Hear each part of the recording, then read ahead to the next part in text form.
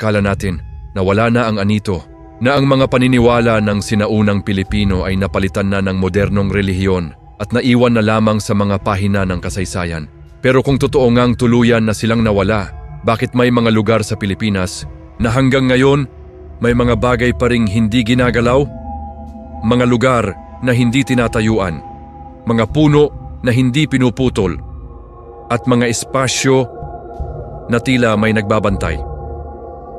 Bago pa dumating ang mga Espanyol, ang paniniwala ng sinaunang Pilipino ay hindi nakasentro sa isang Diyos lamang. Sa halip, ang mundo ay itinuturing na buhay, hindi lamang pisikal kundi espiritual. Sa kalikasan, may mga presensya na hindi nakikita ngunit kinikilala, tinatawag na anito. Maaari silang matagpuan sa mga puno, sa mga bato, sa mga ilog at sa mga lugar na hindi basta tinatawiran o ginagalaw. Kasabay nito, may paniniwala rin sa mga espiritu ng mga ninuno, mga kaluluwang patuloy na ginagabayan ng mga buhay. Ang mga ito ay hindi basta sinasamba sa malayong paraan. Sila ay kinakausap, pinapakinggan, at minsan kinokonsulta.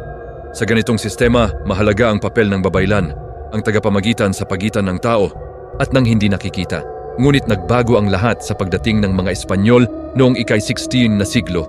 Unti-unting ipinagbawal ang mga ritual ng babaylan. Ang mga paniniwala sa anito ay itinuring na maling pananampalataya, isang bagay na kailangang palitan.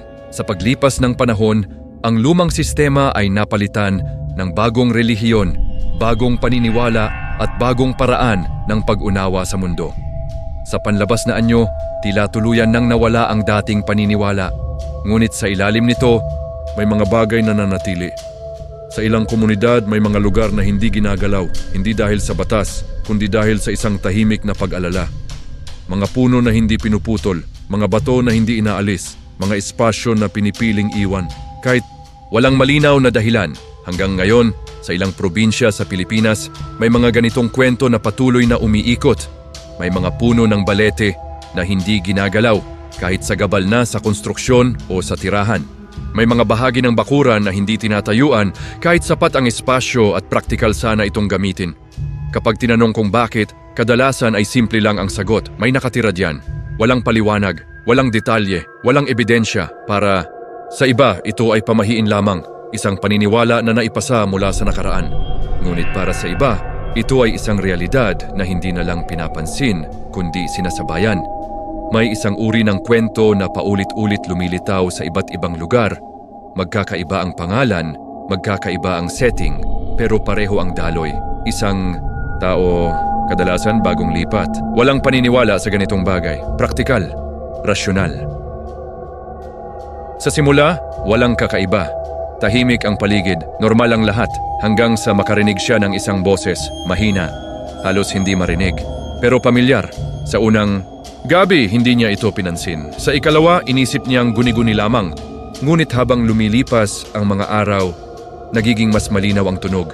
Minsan, tila boses ng kakilala. Minsan, isang tinig na hindi niya maipaliwanag, ngunit parang may intensyon.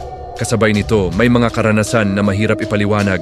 May mga sandali na nagigising siya, pero hindi makagalaw.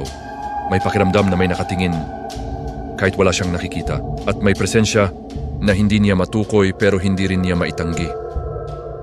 Sa mga ganitong kwento, may isang babala na laging nauulit. Kapag may tumawag, huwag mong sasagutin. Sa perspektibo ng kasaysayan at psikolohiya, maaring ipaliwanag ang mga karanasang ito bilang epekto ng lumang paniniwala, mga ideyang naipasa sa henerasyon na nananatili sa subconscious ng tao. Ngunit may isa pang interpretasyon na mas mahirap baliwalain. Sa sinaunang sistema ng paniniwala, ang mga anito ay hindi lamang presensya, sila ay mga espiritong may ugnayan sa tao. Isang relasyon na pinapanatili sa pamamagitan ng ritual, paggalang at patuloy na pag-alala.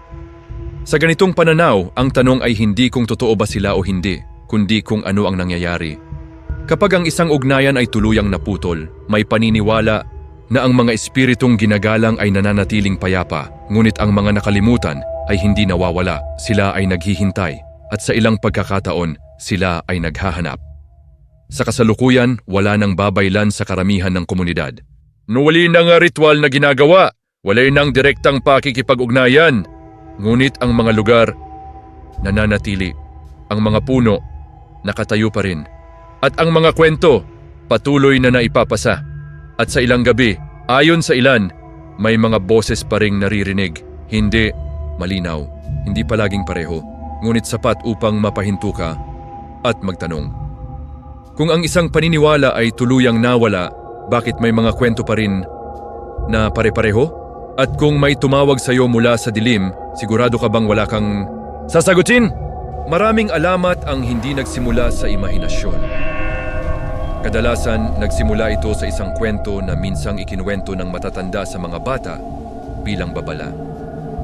May ganito rin bang kwento na narinig ninyo noong bata pa kayo?